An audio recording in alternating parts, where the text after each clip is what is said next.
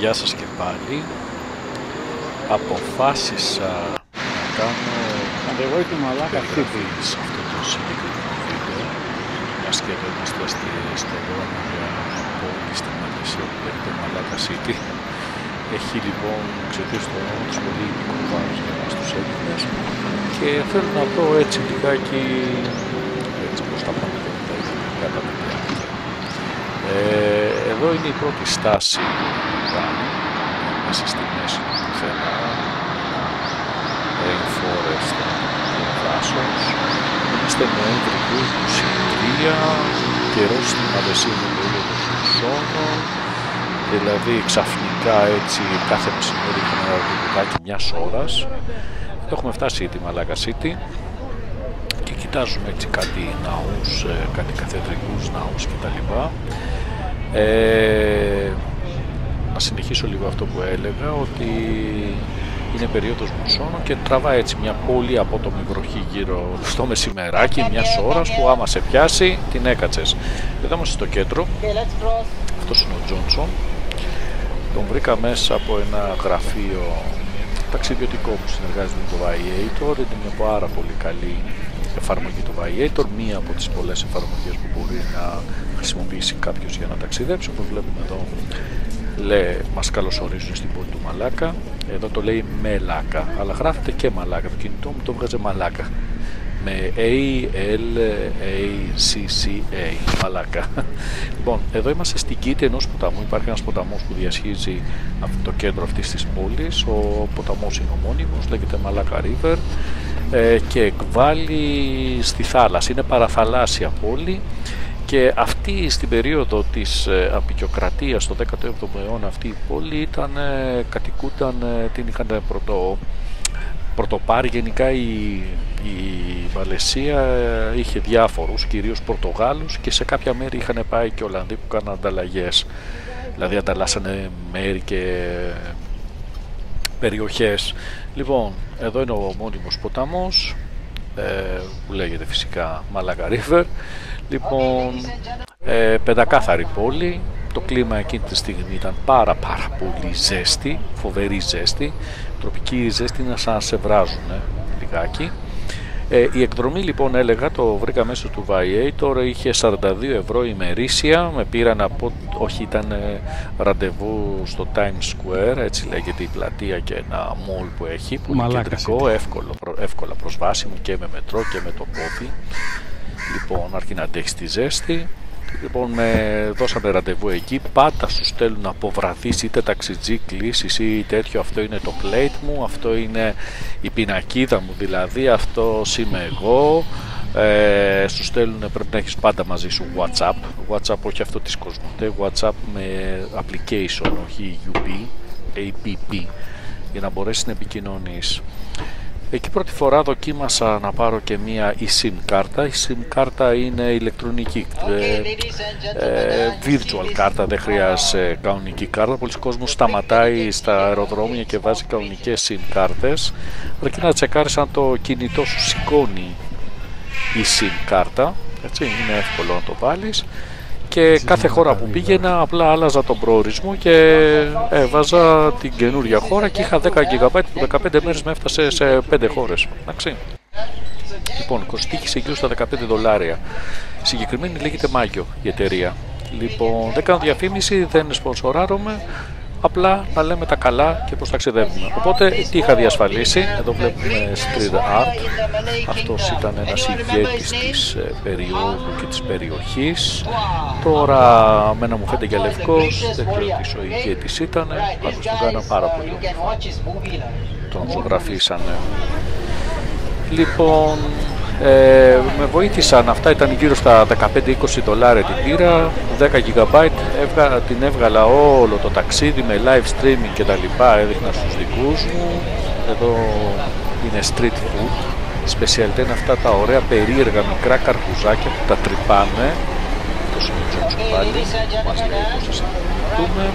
Αυτή είναι η Dutch Square και σε λίγο θα δούμε πολύ τεχνοτροπία των Ολλανδών. Οπότε οι Μαλαιζιανοί δεν χρειάζεται να την τεχνοτροπία βέβαια. Αγελαδίτσες πολύχρωμες, ένα μικρό Άμστερνταμ, στη μέση του τροπικού δάσους. Καμία σχέση. Λοιπόν, άντε λίγο ποταμό θα θυμίσει τα κανάλια του Άμστερνταμ, αλλά ο καιρός of course και ο κόσμος που εκεί πάνω πολύ κρύος, όπως που συμπαθούν, δεν έχει καμία σχέση. Λοιπόν, έλεγα ότι είχα η SIM κάρτα και αυτή την κάρτα τη χρησιμοποίησα σε όλο το ταξίδι. Με έβγαλε, είχα πάντα ίντερνετ, οπότε είχα και πάντα τηλέφωνο. Οπότε, αν χρειάζεται επικοινωνείς σε ένα τελείως άγνωστο μέρος που δεν έχεις πατήσει και να σου στέλνουν, χρειάζεσαι κάποιες εφαρμογές. Μία είναι η WhatsApp που όλοι τη χρησιμοποιούν, δεν χρησιμοποιούν Viber για παράδειγμα. Έτσι και σου στέλνουν τα μηνύματά τους και σου λένε είμαι εκεί, έφτασες, δεν έφτασες, είμαι σε 5 λεπτά εκεί, δεν είμαι. Το ίδιο και οι οδικοί που σε περίμεναν. Όλα πάμπτουνα.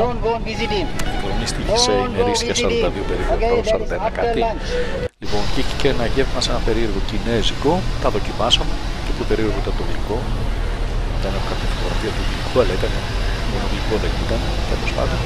Γενικά δεν ρωτάς τι τρως, απλά τα τρως και πας παρακάτω. Εδώ είναι τα γνωστά έτσι σημεία που βγάζεις φωτογραφίες, γράφω κτλ. Είμαστε στο κέντρο, θυμάμαι αφορμή ζέστη, εδώ ένα είδος τουκ-τουκ και αυτοί τουκ-τουκ το λένε, αν και το όνομα προέρχεται από την Ταϊλάνδη. Εδώ έχει ένα καστράκι, ένα φόρτ, το οποίο είναι δίπλα από το ποτάμι. Άλλη μια έτσι βολτίτσα στο ποταμό, όμορφα. Και εδώ είναι αυτή η πλευρά που βλέπεις το ποτάμι του μικρού κάστρου, που έχει κάποια κανόνια. Εντάξει, αυτό το 17ος αιώνας, δηλαδή 350 ετών ας πούμε κάστρο, τώρα δεν λέει 400 χρόνια κάστρο. Για μας που είμαστε Έλληνες αυτά είναι πολύ νέα μνημεία. Παρατάπτα είναι μνημεία. Λοιπόν, είναι γενικά θεωρείται, είναι προστατευόμενο μνημείο της UNESCO η πόλη το Μαλάκα City. Ίσως να κάνουμε διαγωνισμό μεταξύ μας και να δούμε ποια ελληνική πόλη θα μπορούσε να πάρει αυτό το τίτλο στην Ελλάδα, δηλαδή η πόλη του Μαλάκα ας πούμε, με την έννοια πολύ κάγκουρες, πολύ κακές συμπεριφορές, ξέρετε αυτά που σε χαρακτηρίζουν πολύ άσχημα. Λοιπόν, εδώ είναι ένας χάρτης της πόλης, σε λίγο θα μεταβούμε στην πλατεία. Μας είχε δώσει από ό,τι θυμάμαι ελεύθερο χρόνο, οπότε εγώ γύρναγα, ήμουν solo traveler, καμερούλα, light πολύ, έτσι, σε άλλη περιγραφή θα σας πω κολπάκια για εύκολους καθαρισμούς, το ρούχο, πόσα να παίρνουμε μαζί, τι μπορεί να αγοράσουμε. Ας πούμε, είχα επισκεφτεί πριν φτάσω στο Μαλάκα City το Βιετνάμ, οπότε είχα αγοράσει μερικά άνθρωποι μπουζάκι που στην Ελλάδα τα παίρνουν δεκαπλάσια τιμή. Φυσικά με το Βιετνάμ. Το Βιετνάμ είναι το επόμενος. Carnival. Εδώ τώρα πάμε προς την πλατεία This is the του... guy, Pikachu. Πλατεία την Dutch. This is the Dutch castle. Είπα λοιπόν να ανέβω και μία να δούμε αυτό το κάστρο. Μαλάκα Town. Πεντακάθαρη πόλη, tourist friendly, όλοι οι Μαλαισιανοί είναι πάρα πολύ καλοί με τους τουρίστες.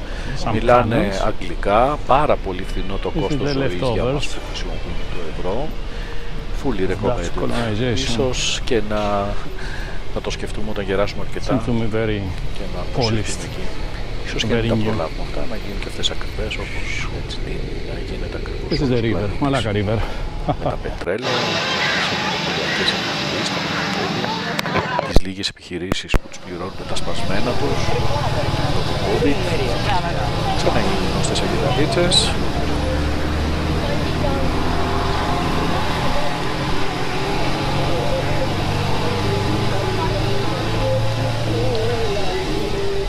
Και ακριβώς απέναντι από εδώ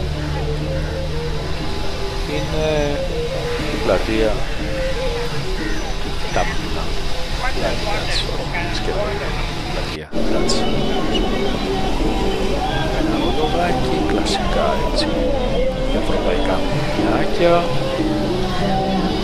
Έχει πολύ φαγητό, πολύ τζέρτζελο, πολύ σουβενίρ, πολύ κόσμο να αγοράζει. Γενικά μέχρι για να δοκιμάζω είναι πολύ διαφορετικές γεύσεις για μας και δεν είναι καλό να σε βρει τίποτα κάτι. Να σε βρει τίποτα εκεί πέρα στο μαγικό. Έτσι. Λοιπόν, τότε είχα και ασφάλεια για παντού στον κόσμο, αλλά γενικά δεν τα επιδιώκουμε αυτά. Ίσως στα επόμενα ταξίδια να κοιτάζω πολλά σουβενίρ, πολλά φαγάτικα ήταν, να κοιτάζω και αν είναι δωρεάν ιατρική περίθαλψη, άμα σου συμβεί κάποιο κακό. Αλλά γενικά, άμα δεν τρως, δεν θα σου συμβεί και κάτι κακό. Πρέπει να είστε πάρα πολύ προσεκτικοί.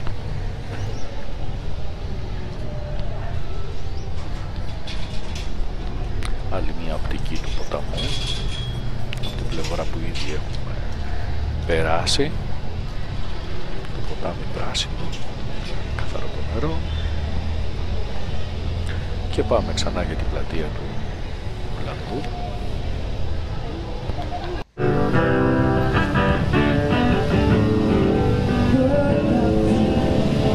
Έτσι, χρώμα που φωτογραφίσαμε την διαφημιστικά πλατεία δείχνει. Έχει φυσικά τις φωτογραφίες, αλλά και αυτή η λυκή μαλάκα το λένε. Απέναντι έχει πολλά σπουδιά, φυσικά αγόρασα με Μαλάκα City. Ωραία είναι. Δεν ξέρω εδώ στην Ελλάδα, η άλλη Μαλάκα σκέτο γράφει, δεν ξέρω εδώ στην Ελλάδα που μπορέσω τους ανθρώπους που μας φαίνεται τους υπηρεσία. Αυτή εδώ πέρα σαν λίγο ζήτημα που βγάζουν στην Ελλάδα, είναι από τα 2-3 μνημεία που μπορείς να πεις και κοντά στην Κουάλα-Λουμπούρ, ήταν ιδίως 150 χιλιόμετρα νότιο-ανατολικά. Εδώ είναι κάποια απομεινάρια από τους Ολλανδούς στο παλιό κάστρο. Αυτός είναι ο Cathedral του St. Paul's Cathedral, καμία σχέση με το Λονδίνο. Όπως βλέπουμε είναι καθεδρικός ναός που προφανώς χριστιανοί και Ευρωπαίοι. Δεν έχει οροφή, το υπόλοιπο διατηρείται πάρα πολύ καλά. Εκεί τη στιγμή είχε αρχίσει να σκοτεινιάζει, ανεβήκαμε πάνω σε ένα λόφο για να το φτάσουμε. Τώρα μάλλον αυτή είναι τάφη. Παπάδες που τα πειράξαν εκεί πέρα. Λοιπόν, αυτό είναι το view from the top. Έτσι, πεντακάθαρα, καταπράσινα, πολύ ωραία διατηρημένα. Ευτυχώς εκείνη τη στιγμή Μαλάκα Μαλέζια συνέφιασε. Το μπουρίνι δεν το όριξε, το όριξε μετά στο αυτοκίνητο και μετά γυρνώντας φάγαμε και πακέτο, γιατί και μια οι περισσότεροι, το 60% των Μαλαισιανών είναι μουσουλμάνοι, οπότε είχαν μια γιορτή εκείνη, θυμάμαι ήταν Δευτέρα, και η επιστροφή, ενώ κάναμε μια μισή ώρα να γυρίσαμε, κάναμε γύρω στις 5-6 ώρες για να φτάσουμε να προσεγγίσουμε. Ήταν η απόλυτη πίχτρα ο δρόμος. Να και ο καθεδρικός από την εσωτερική του πλευρά. Ένα καινούριο κτίριο, εκεί συνηθίτσα που λέγαμε, και από πίσω ο παλιός καθεδρικός. Ωραίες εικόνες. Τροπικό μέρος, είναι πολύ κοντά στον σημερινό Μαλαισία. Η Σιγκαπούρη είναι ακριβώς το σημερινό της Μαλαισία, βρίσκεται ακριβώς δίπλα της Σιγκαπούρη. Λοιπόν, και εδώ κατεβαίνουμε, πάνω σπενήραδικα, τυφικάκια, Μαλάκα. πλασματάκια του Θεού που εδώ στη χώρα μας δεν τα βλέπουμε. Ωραία μακάβρια μια τάφη, ποπάδες προφανώς πίσω στην πίστη.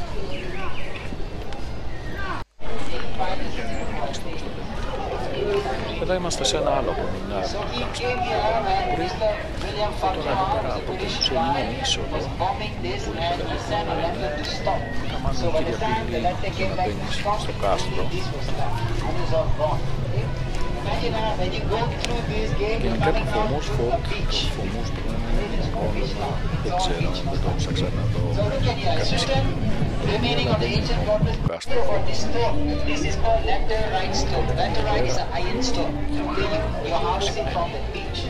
But the interesting part is the bonding of it. Okay? Εξωτερικός χώρος από αυτή την πύλη.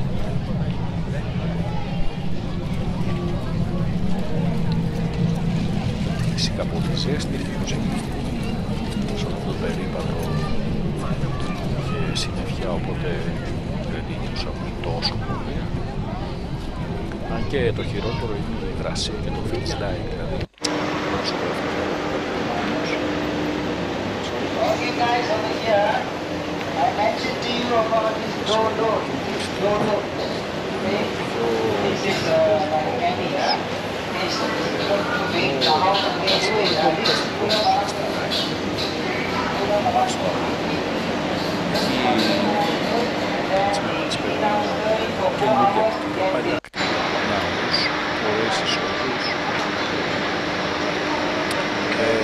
τώρα είμαστε στην αρχή.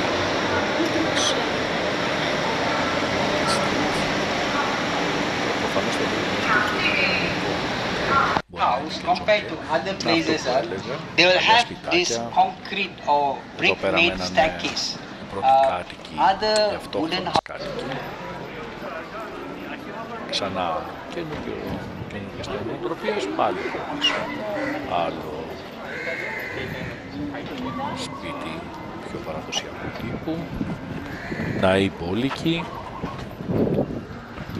έχει και Χίντι, έχει και Βουδιστές, έχει διάφορους εδώ πέρα.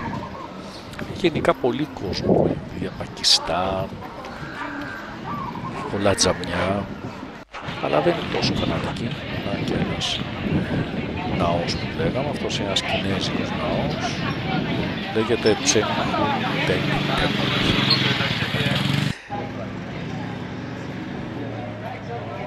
Δεν μπήκα μέσα.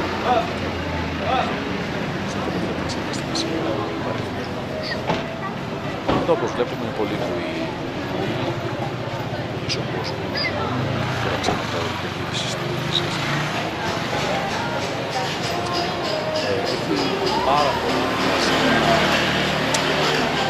τοπικά καφέ,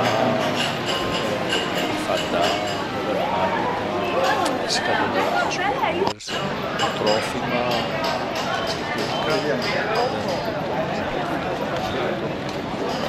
και ασφάλεια.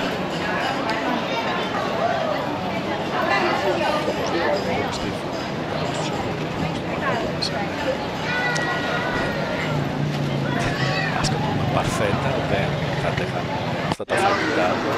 Μόνο το χαλρό, φυσικά πήραμε μπουζάκι, κοκάρδα,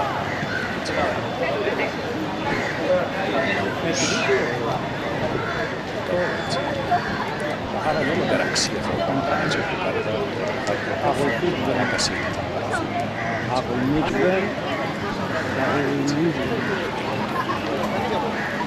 Nice place. Πολλά καραβάκια τα πουλες που κάνουν όλοι στα πάνω. Προτιμούσα αυτό το γραφείο του Γιώργου.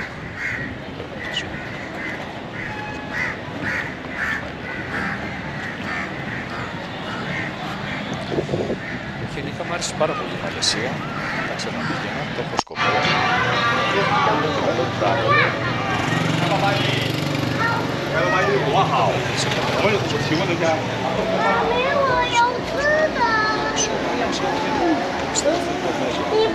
Φθηνά,